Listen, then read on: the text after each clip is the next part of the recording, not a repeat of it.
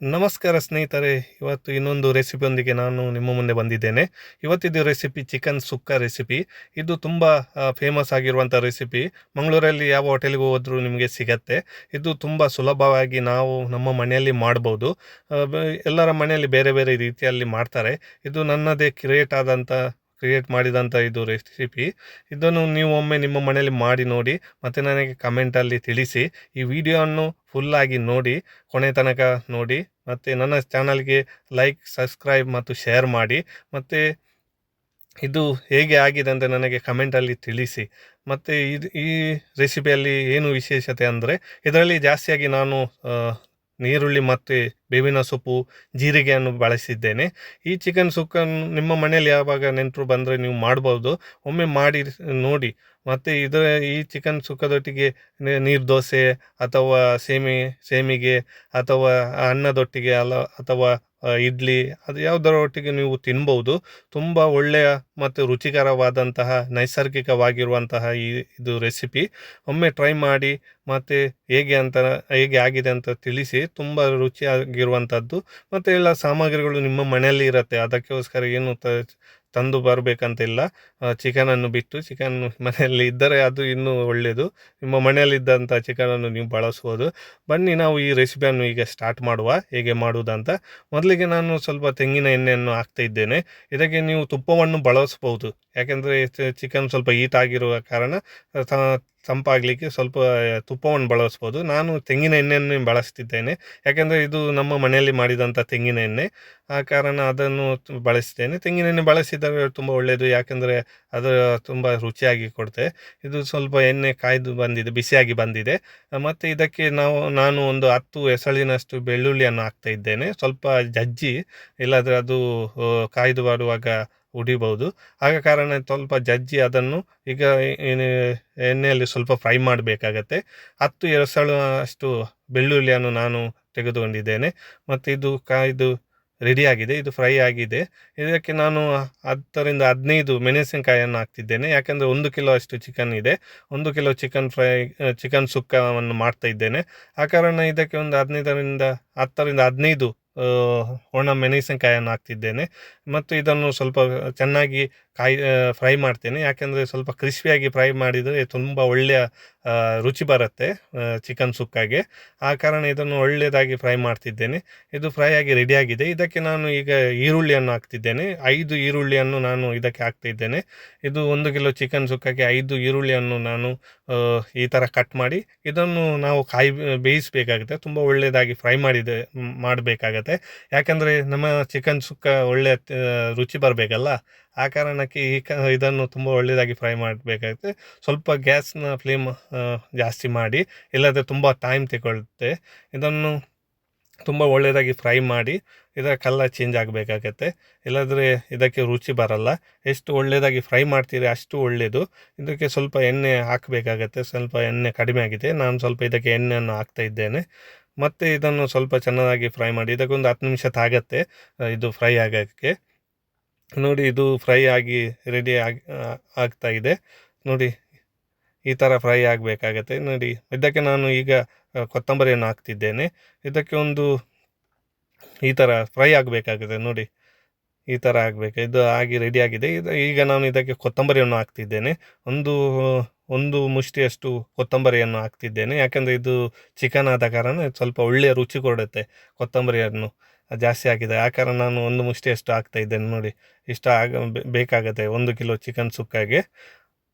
ಮತ್ತು ಇದನ್ನು ನಾನು ಇದರೊಟ್ಟಿಗೆ ಕಾಯಿಸ್ತೇನೆ. ಇದನ್ನು ಎಲ್ಲ ಮಸಾಲವನ್ನು ಏನು ನಾನು ಸಾಮಗ್ರಿಗಳನ್ನು ಹಾಕ್ತೇನಲ್ಲ, ಅದನ್ನು ಎಲ್ಲವನ್ನು ನಾನು ಫ್ರೈ ಮಾಡ್ತೇನೆ, ಯಾಕೆಂದರೆ ಇದು ಚಿಕನ್ ಸುಕ್ಕ. ಎಷ್ಟು ಫ್ರೈ ಮಾಡ್ತೀರಿ ಅಷ್ಟು ಒಳ್ಳೆಯ ರುಚಿಯನ್ನು ಕೊಡ್ತಾ ಇದೆ ನೋಡಿ. ಈ ಥರ ಆಗಬೇಕಾಗತ್ತೆ.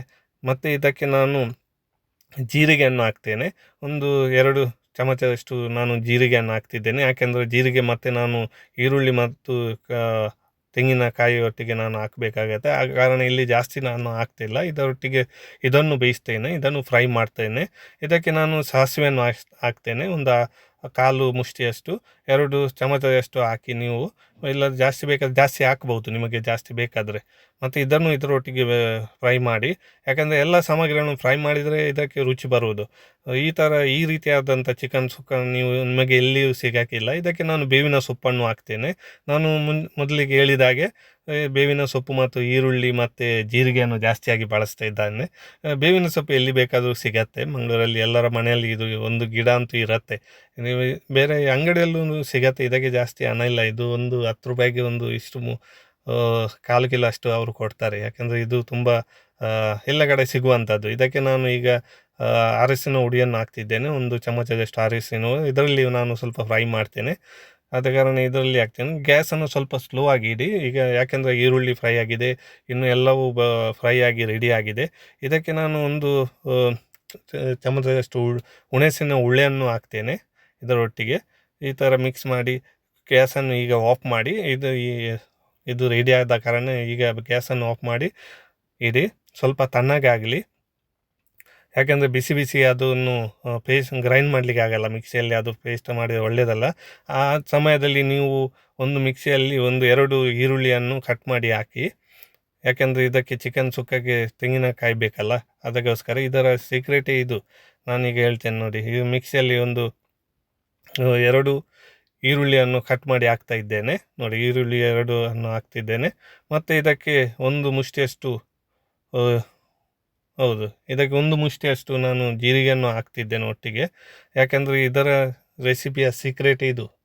ಇದರಲ್ಲಿ ನಾವು ಈಗ ಒಂದು ಪೇಸ್ಟ್ ಮಾಡ್ತೇವೆ.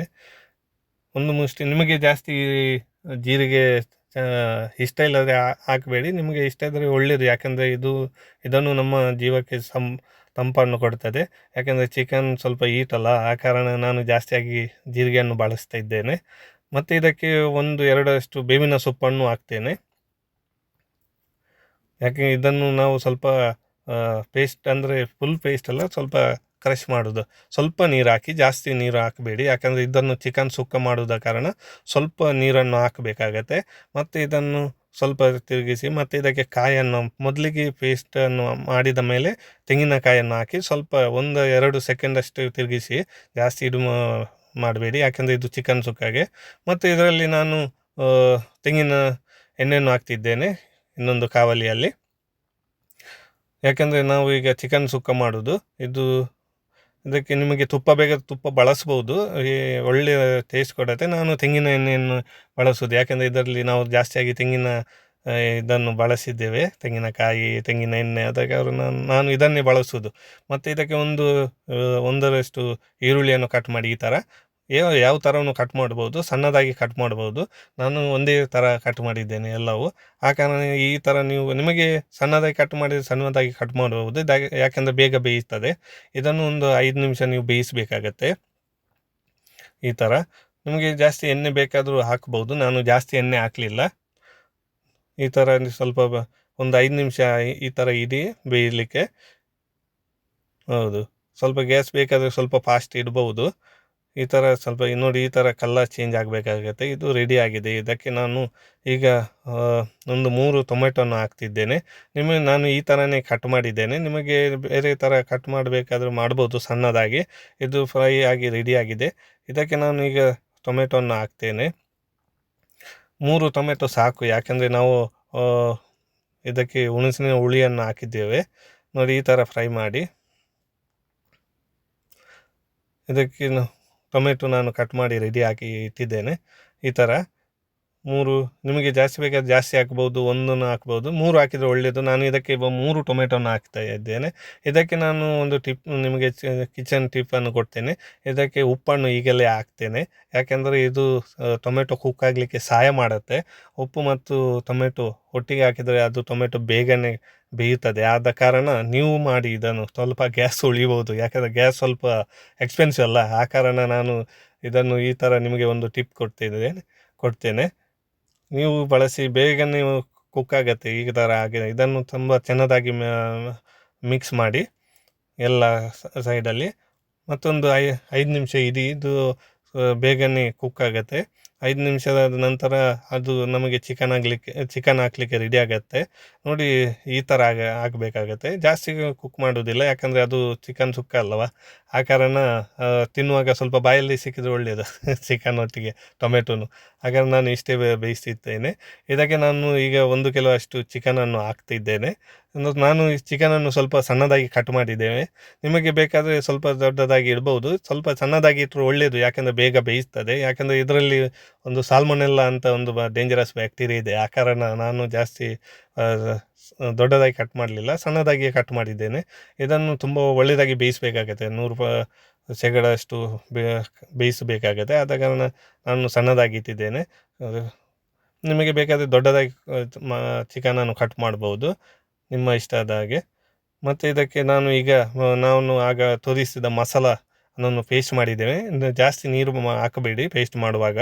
ಇದಕ್ಕೆ ನಾನು ಈಗಲೇ ಇದನ್ನು ಹಾಕಿ ಒಟ್ಟಿಗೆ ಬೇಯಿಸಲಿಕ್ಕೆ ಇರ್ತೇನೆ. ಯಾಕೆಂದರೆ ಇದರದ್ದು ಇನ್ನೊಂದು ಟ್ರಿಕ್ಸ್. ಆದ ಕಾರಣ ನಾನೀಗ ಹೇಳಿದೆ ಅಲ್ಲ, ಇದು ನನ್ನದೇ ಆದ ರೆಸಿಪಿ, ನಾನು ಯಾರ್ದು ಫಾಲೋ ಮಾಡಲಿಲ್ಲ.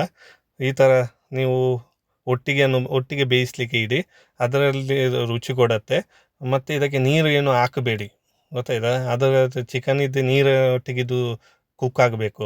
ಆದ ಕಾರಣ ನೀವು ಇದಕ್ಕೆ ನೀರು ಹಾಕಬೇಡಿ, ಮತ್ತು ಈ ಥರ ದಪ್ಪದಾಗಿ ನೀವು ಪೇಸ್ಟ್ ಮಾಡಿ. ಮತ್ತು ಇದಕ್ಕೆ ನಾನು ಪುನಃ ಬೇವು ಸೊಪ್ಪು ಹಾಕ್ತಾ ಇದ್ದೇನೆ. ಯಾಕೆಂದರೆ ನಮಗೆ ಚಿಕನ್ ಸುಕ್ಕದಲ್ಲಿ ಟೇಸ್ಟ್ ಬೇಕಲ್ಲ, ಮತ್ತು ಘಮ ಘಮ ಪರಿಮಳ ಬೇಕಲ್ಲ, ಅದೇ ಇದರಿಂದ ಬರುವುದು ಬೇವಿನ ಸೊಪ್ಪಿಂದ. ಇದಕ್ಕೆ ನಾನು ಒಂದು 5 ನಿಮಿಷದಷ್ಟು ಮುಚ್ಚಳ ಇಟ್ಟು ಬೇಯಿಸ್ತೇನೆ. ಒಂದು 70% ಅಷ್ಟು ನಾವು ಕುಕ್ ಮಾಡಬೇಕಾಗತ್ತೆ. ನೋಡಿ, ನಾನು ನಡುವಿನಲ್ಲಿ ಓಪನ್ ಮಾಡಿ ಮಿಕ್ಸ್ ಮಾಡ್ತೇನೆ. ಯಾಕೆಂದರೆ ಇದರಲ್ಲಿ ನಾವು ನೀರು ಹಾಕ್ತಾ ಇಲ್ಲ, ಇದರದ್ದೇ ನೀರಿನೊಟ್ಟಿಗೆ ನಾನು ಕುಕ್ ಮಾಡುವುದರಿಂದ ಇದರೊಟ್ಟಿಗೆ ನಡುವಿನಲ್ಲಿ ಮಿಕ್ಸ್ ಮಾಡಬೇಕಾಗತ್ತೆ. ಈ ಥರ ಮಿಕ್ಸ್ ಮಾಡಿ ಪುನೊಮ್ಮೆ ಇಡಿ. ಇದೊಂದು 50% ಅಷ್ಟು ಕುಕ್ ಆಗಿದೆ. ಇನ್ನೊಂದು 30% ನಾವು ಕುಕ್ ಮಾಡುವ, 30 ಇಲ್ಲಾಂದರೆ 20%. ಯಾಕಂದರೆ ಮತ್ತೆ ಇದಕ್ಕೆ ತೆಂಗಿನಕಾಯನ್ನು ಹಾಕಬೇಕಾಗತ್ತೆ. ನೋಡಿ, ಇದು ಈಗ ಇಷ್ಟು 70% ಅಷ್ಟು ಕುಕ್ ಆಗಿದೆ. ಈ ಥರ ಆಗಬೇಕು. ಇದರಲ್ಲಿ ನಾನು ಜಾಸ್ತಿ ನೀರು ಹಾಕಲಿಲ್ಲ. ಇದಕ್ಕೆ ಇಡು ಚಿಕನ್ ಸುಕ್ಕ ಅಂತ. ನೀರು ಹಾಕಿದರೆ ಅದು ಸುಕ್ಕಾಗಲ್ಲ, ಅದು ಗ್ರೇವಿ ಆಗುತ್ತೆ. ಇದಕ್ಕೆ ನಾವು ಆಗ ಮಾಡಿದಂಥ ಮಿಕ್ಸ್ಚರ್ ಹಾಕ್ತಾ ಇದ್ದೇನೆ. ಈರುಳ್ಳಿ, ಜೀರಿಗೆ ಮತ್ತು ಬೇವು ಸೊಪ್ಪು ಮತ್ತು ತೆಂಗಿನಕಾಯಿ ಇದನ್ನು ಹಾಕಿ ಮಿಕ್ಸ್ ಮಾಡ್ತಿದ್ದೇನೆ. ನೋಡಿ, ಈ ಥರ. ಇದರದ್ದು ಸೀಕ್ರೆಟ್ ಇದೆ, ಇದರಲ್ಲಿ ಬರುವುದು ಟೇಸ್ಟ್. ಒಮ್ಮೆ ಮಾಡಿ ಎಲ್ಲರೂ ಮತ್ತೆ ಬಂದು ಕೇಳ್ತಾರೆ, ಓ ನಿಮ್ಮ ಮನೆಯಲ್ಲಿ ಏನು ಇವತ್ತು ಸ್ಪೆಷಲ್, ತುಂಬ ಘಮ ಘಮ ಪರಿಮಳ ಬರ್ತಾ ಇದೆ ಅಂತ. ನೋಡಿ, ಇದು ನಮ್ಮ ಮನೆಯಲ್ಲಿ ಯಾವಾಗಲೂ ಮಾಡುವಾಗ ನಮಗೆ ಎಲ್ಲರೂ ಕೇಳ್ತಾರೆ, ಇವತ್ತೇನು ಚಿಕನ್ ಸುಕ್ಕವ ಅಂತ. ಆ ಕಾರಣ ನೋಡಿ, ಇದನ್ನು ಈ ಥರ ಮಿಕ್ಸ್ ಮಾಡಿ ಮತ್ತೊಂದು 5 ನಿಮಿಷ ಇದನ್ನು ಬೇಯಲಿಕ್ಕೆ ಬಿಟ್ಬಿಡಿ. ಯಾಕೆಂದರೆ ಇದು ಕುಕ್ ಆಗಲಿಲ್ಲ, ಚಿಕನ್ ಅಲ್ವಾ, ಚಿಕನನ್ನು 100% ಅಷ್ಟು ಕುಕ್ ಆಗಬೇಕಾಗತ್ತೆ. ಮನೆಯಲ್ಲಿ ಮಕ್ಕಳು ಎಲ್ಲ ಇದ್ದರೂ ಅದು ಒಳ್ಳೆಯದಲ್ಲ ಮಕ್ಕಳಿಗೆ. ಈ ಥರ ನೋಡಿ, ಇದು ಕುಕ್ಕಾಗಿ ರೆಡಿಯಾಗಿದೆ. ಇದು 100% ನೋಡುವಾಗ ತಿನ್ನುವಂತ ಆಗ್ತಾಯಿದೆ, ಬಾಯಲ್ಲಿ ನೀರು ಬರುತ್ತೆ. ನೋಡಿ, ಇದಕ್ಕೆ ನಾನು ಈಗ ಕೊತ್ತಂಬರಿ ಸೊಪ್ಪನ್ನು ಹಾಕ್ತೇನೆ. ನೀವು ಹಾಕಿ, ಯಾಕೆಂದರೆ ಒಳ್ಳೆಯ ಟೇಸ್ಟ್ ಕೊಡುತ್ತೆ. ಇದು ಕೊತ್ತಂಬರಿ ಸೊಪ್ಪು ಹಾಕಿದರೆ ತುಂಬ ಒಳ್ಳೆಯ ಟೇಸ್ಟ್ ಕೊಡುತ್ತೆ.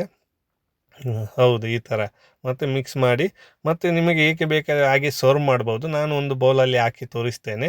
ಮತ್ತು ಇದನ್ನು ನೀರು ದೋಸೆ, ಅನ್ನ ಅಥವಾ ಇಡ್ಲಿ, ಸೇಮಿಗೆ ಯಾವುದರೊಟ್ಟಿಗೂ ತಿನ್ಬೋದು. ಮತ್ತು ಇನ್ನೊಂದು ರೆಸಿಪಿಯೊಂದಿಗೆ ನಾನು ನಿಮ್ಮ ಮುಂದೆ ಬರ್ತಿದ್ದೇನೆ. ನನ್ನ ವಿಡಿಯೋ ನೋಡಿದ್ದಕ್ಕೆ ಧನ್ಯವಾದಗಳು. ಮತ್ತು ನನ್ನ ಚಾನಲನ್ನು ಸಬ್ಸ್ಕ್ರೈಬ್ ಮಾಡಿ, ಮತ್ತು ನನಗೆ ಸಪೋರ್ಟ್ ಮಾಡಿ. ಮತ್ತು ಇನ್ನೊಂದು ವಿಡಿಯೋ ಒಟ್ಟಿಗೆ ನಿಮ್ಮ ಮುಂದೆ ಬರ್ತಿದ್ದೇನೆ. ಅಷ್ಟರ ತನಕ ನಮಸ್ಕಾರ. Thank you very much. ಈ ಥರ ಥ್ಯಾಂಕ್ ಯು ವೆರಿ ಮಚ್.